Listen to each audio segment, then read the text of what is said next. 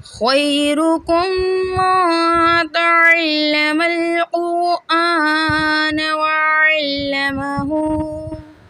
तुम में सबसे बेहतरीन वो है जो कुरान सीखे और सिखाए।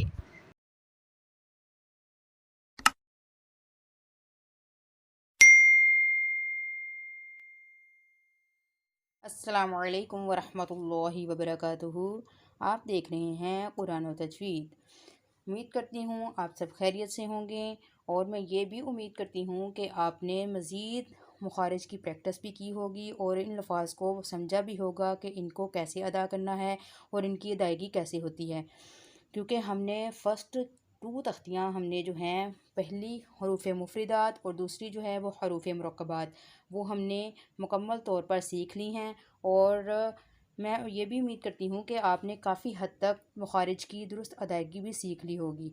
अगर अभी तक आपने नहीं सीखी तो आप मेरी इस वीडियो में मैं उन तमाम का डिस्क्रिप्शन में लिंक दे रही हूँ। अगर आपने नहीं देखी अभी तक वो वीडियो तो आप वहाँ पर जाकर देख सकते हैं और इनको मुखारिज की दुरुस्त अदायगी जो है वो सीख सकते हैं और इन अल्फाज को किस तरह अदा करना है ये भी आप सीख सकते हैं। आज का हमारा जो लेसन है वो है तख्ती नंबर 3 और ये हरकत की तख्ती है। आज हम इसका इंट्रोडक्शन पढ़ेंगे और इसके बारे में जानेंगे कि हरकत क्या होती है और इसको कैसे पढ़ना है। और नेक्स्ट हम जब इसकी एक्सरसाइज पढ़ेंगे तब हमें ये पहले पता होगा कि कौन सा हरूफ जो है उसकी अदायगी किस तरह हो रही है। पहले हमने सिंपल वर्ड थे वो पढ़े थे, इसके ऊपर किसी किस्म की कोई हरकत नहीं थी। जब जो हमने नेक्स्ट पढ़ना स्टार्ट करना है इसमें अब तमाम जो जितनी भी तख्तियाँ आएंगी उनके ऊपर हरकत होगी, कोई ना कोई हरकत होगी और उसके बारे में पहले हम मज़ीद उसकी प्रैक्टिस करेंगे, उसकी मश्क किया करेंगे और फिर हम उस तख्ती के बारे में उसको पढ़ेंगे मज़ीद तफसील के साथ कि इसकी अदायगी कैसे होगी। चलिए हम अपना आज का लेसन पढ़ना स्टार्ट करते हैं और उससे पहले हम तआव्वुज़ और तस्मिया की अदायगी करते हैं। अऊज़ु बिल्लाहि मिनश शैतानिर रजीम। बिस्मिल्लाहिर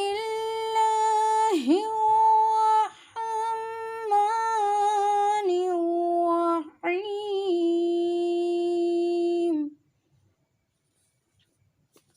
हरकत, हरकत किसे कहते हैं?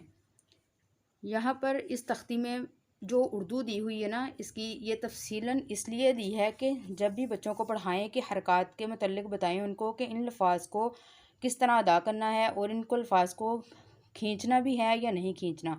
इसी के बारे में आज मैं आपको तफसील से बताऊँगी। हरकत जो है वो ज़बर, ज़ेर और पेश को हरकत कहते हैं। अभी तक हमने कोई हरकत नहीं पढ़ी थी।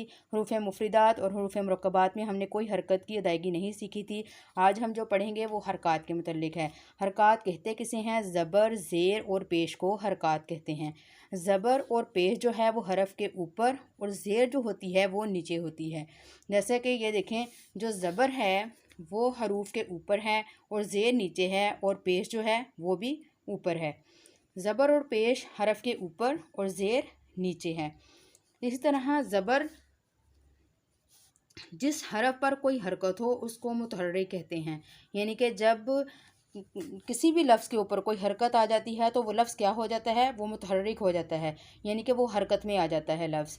ज़बर को फ़तहा, ज़ेर को कसरा और पेश को ज़म्मा भी कहते हैं। यानी कि ज़बर को क्या कहते हैं? फ़तहा, फ़तहा। ज़बर को फ़तहा, ज़ेर को कसरा और पेश को ज़म्मा भी कहते हैं। उर्दू में इसको ज़बर ज़ेर पेश और अरबिक में इनके वर्ड अल्फाज हैं। ज़बर को फ़तहा अरबिक में कहते हैं और ज़ेर को अरबिक में कसरा और पेश को ज़म्मा कहते हैं। अब यहाँ पर हमने सबसे पहले ये पढ़ा ज़बर ज़ेर पेश को हरकत कहते हैं और जिस लफ्ज़ के ऊपर हरकत आ जाती है वो लफ्ज़ क्या हो जाता है? मुतहर्रिक हो जाता है। और अब ज़बर को फ़तहा, ज़बर को क्या कहा? फ़तहा। अब सिर्फ हमने ज़बर को कहा है कि ज़बर को फ़तहा, ज़ेर को कसरा और पेश को ज़म्मा कहते हैं। अब नेक्स्ट हमारे पास है, जिस हरफ पर ज़बर हो उसको मफ्तूह, यानी कि अब मुकम्मल वर्ड है, यानी कि हमारे पास हमज़ा ज़बर आ, ये वाला जो मुकम्मल वर्ड है इसको हम क्या कहेंगे? मफ्तूह। यानी कि जिस कोई भी लफ्ज़ है उसके ऊपर ज़बर आ जाती है तो उसको मफ्तूह कहेंगे और कोई भी लफ्ज़ है उसके नीचे ज़ेर आ जाए तो उसको मकसूर कहेंगे। जिस तरह ज़बर को मफतूह कहते हैं, मुकम्मल वर्ड को हमने क्या कहा, मफतूह, और अकेली ज़बर को हमने क्या कहा, जिस लफ्ज़ के ऊपर यह ज़बर आई है उसको हमने क्या कहा, ज़बर को फ़तहा, और पूरे वर्ड को क्या, जिस लफ्ज़ के ऊपर ये आ जाती है उसको क्या कहते हैं, मफतूह। इसी तरह ज़ेर को मकसूर और पेश को मज़मूम कहते हैं। इसकी आसानी से अदायगी जो याद करने वाला जो है, यानी कि फ़तहा से मफतूह और कसरा से मकसूर, कसरा से क्या बनता है, मकसूर, और ज़म्मा से मज़मूम। ये इस तरह आसानी से याद हो जाते हैं। ज़बर पेश को ज़म्मा कहते हैं और जिस लफ्ज़ के ऊपर पेश आ जाती है उसको हम मज़मूम कहते हैं। इसी तरह ज़बर जो है वो मुंह और आवाज़ खोल कर अदा होती है। जैसे हम जब पढ़ेंगे हमज़ा ज़बर आ, जब हम आ की अदायगी करते हैं, आ जो है वो मुंह और आवाज़ खोल कर अदा होता है, और ये आ जो है वो जब ज़बर को हम अदा करते हैं तो वो एक ही आवाज़ में निकलता है, आ, हमज़ा ज़बर आ। इसी तरह जब ज़ेर हम पढ़ते हैं तो ज़ेर जो है मुंह और आवाज़ को नीचे गिरा कर अदा होती है। जैसे इधर इन्होंने एग्जांपल ता से दी हुई है, हम इसी तरह पढ़ लेते हैं। जैसे ता ज़बर ता, जब हम ता पढ़ेंगे, ज़बर की अदायगी करेंगे तो उसकी आवाज़ ए के जैसे निकलेगी। ज़ेर की आवाज़ जो है वो ई की तरह निकलती है। ज़ेर मुंह और आवाज़ को नीचे गिरा कर अदा होती है। ता ज़ेर ती, जब हमने ती अदा किया तो हमारी जो ज़बान है वो बिल्कुल नीचे ही रह गई। तो ये किसकी आवाज़ निकली, ई, एंड पे ई की आवाज़, ये ई की आवाज़ का साउंड कर रही है। हम ता ज़ेर ती, और पेश जो है वो होंठों को गोल करके ना तमाम मिलाने से अदा होती है। अब इसमें ना तमाम वर्ड जो है उसकी मैं डेफिनेशन बताती हूँ कि ना तमाम कहते किसको हैं।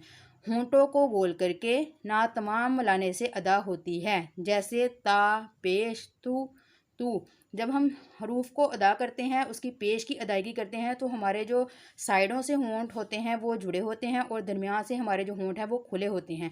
इसका मतलब है ना तमाम, यानी कि कुछ होंठों का मिला हुआ हिस्सा और कुछ खुला हुआ। साइडों से जो स्टार्टिंग से है वो मिले होते हैं और जो हमारा मुंह का सामने वाला हिस्सा है वो खुला होता है। ता पेश तू, ज़ेर कैसे अदा होती है, मुंह और आवाज़ को नीचे गिराकर और पेश होंठों को गोल करके और ना तमाम लाने से अदा होती है। अब इनका मजहूल पढ़ना बिल्कुल गलत है, यानी कि इनको गलत तरीके से नहीं पढ़ना चाहिए। इन तीनों हरकतों को इतना ना खींचे कि ज़बर के साथ अलिफ और ज़ेर